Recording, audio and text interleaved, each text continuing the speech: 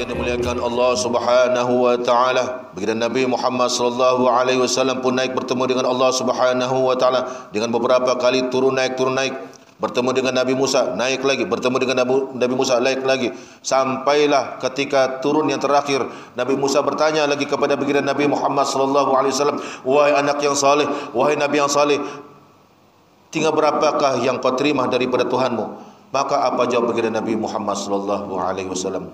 Tinggal 5 waktu saja. Maka apa respon Nabi Musa alaihi salatu wasallam jemaah ketika dia mendengar Nabi Muhammad bilang tinggal 5 waktu daripada 50 waktu? Wahai anakku yang saleh, wahai nabi yang saleh, pergi kau naik lagi ke atas. 5 waktu itu sangat berat untuk umatmu melaksanakan. Umatmu sangat lemah, umatmu tidak mampu buat, umatku yang gagah perkasa pun tidak mampu buat untuk melakukannya, apalagi umatmu yang lemah ini. Ini Nabi Musa sangat tahu, sangat paham jemaah. Dia sudah tahu.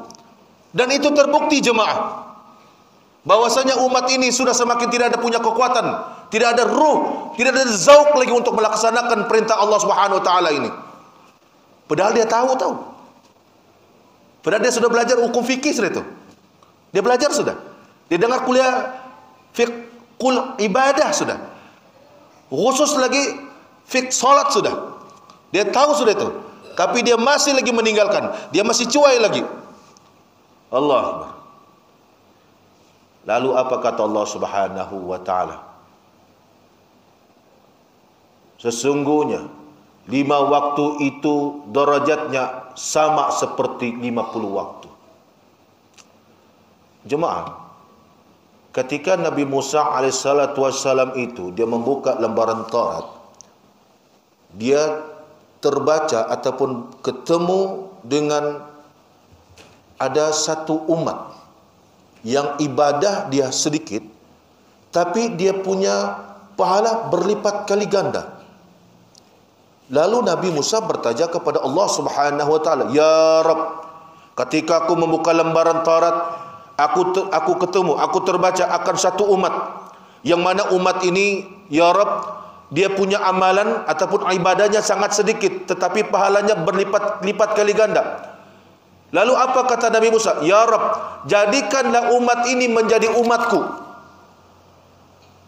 Maka apa jawab Allah Subhanahu wa taala? "Ya Musa, sesungguhnya engkau itu nabi, rasul kepada kaummu." Siapa kaum Nabi Musa itu? Bani Israel.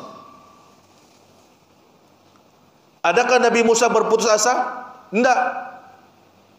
Dia katakan lagi kepada Allah Subhanahu wa taala, "Ya Rabb, jika sekiranya umat ini tidak dapat menjadi umatku, jadikanlah diriku ini umat kepada nabi umat ini." Maka apa jawab Allah Subhanahu wa taala? "Ya Musa, sesungguhnya engkau itu nabi kepada umatmu." Lalu kata Nabi Musa alaihissalatu wassalam, "Ya Rabb, siapakah umat ini?" Maka apa kata Allah Subhanahu wa taala? "Ya Musa, sesungguhnya umat itu adalah umatnya Muhammad." Oh, nabinya belum lahir, apalagi umat dia. Kita ini belum ada lagi, jemaah. Apa kelebihan kita yang ada yang disebutkan dalam kitab Taurat itu? Ibadahnya itu sedikit, tetapi pahalanya berlipat kali ganda. Ini tidak lama lagi Ramadan jemaah. Ramadan ini tidak lama lagi jemaah. Ramadan ini kita kena kasih paham, kita kena ubah sudah corak pikir kita. Ramadan itu bukan bulan puasa, bukan bulan puasa, tapi Ramadan itu bulan ibadah yang di dalamnya ada perintah puasa. Baru ngam. Kalau tidak orang berpuasa indah sembahyang dia. Lepas makan sahur tidur dia, terus zuhur tiada kemana, asar hilang kemana, sekali dia bangkit waktu maghrib. Nasib baik Allah kasih bangkit lagi. Kalau tidak jalan terus, tidak kembali lagi.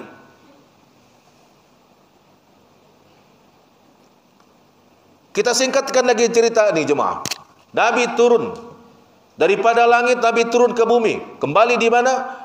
Di Baitul Maqdis. Lalu kembali ke Mekah. Sebelum subuh, setelah subuh Nabi sallallahu alaihi wasallam duduk. Jemaah, Nabi masih dalam kerisauan. Kenapa Nabi risau jemaah? Setelah dia mendapat perintah, setelah dia diisrakan, setelah kembali, Nabi masih ada rasa kerisauan. Kerisauan Nabi ini jemaah adalah lantaran bagaimana ku ceritakan hal yang luar biasa ini kepada masyarakat. Hal yang biasa saja pun dorang tidak boleh terima, apakah lagi hal luar biasa ini. Adakah patut ku ceritakan? Sedangkan kita sudah mengetahui jemaah, di antara sifat wajib yang ada pada Nabi itu apa jemaah? Tabligh, menyampaikan apa yang dia terima daripada Tuhannya, maka wajib dia sampaikan. Maka Nabi mula rasa gundah gulana, risau, berkocak dia punya otak ini, akalnya berfikir, bagaimana cara saya mau menyampaikan hal ini kepada masyarakat ini, kepada kaumku ini, kepada dangsanakku ini. Adakah aku boleh diterima? Adakah aku nanti akan dikatakan gila lagi?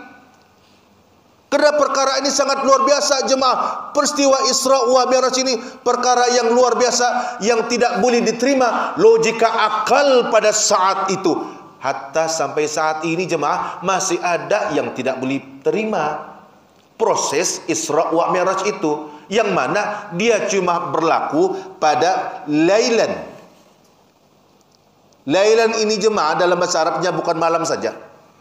Lailan itu maka mufasir bilang lailan itu bukan sepenuh malam, lailan itu bukan separuh malam, lailan itu bukan setengah malam, lailan itu sedikit daripada waktu malam.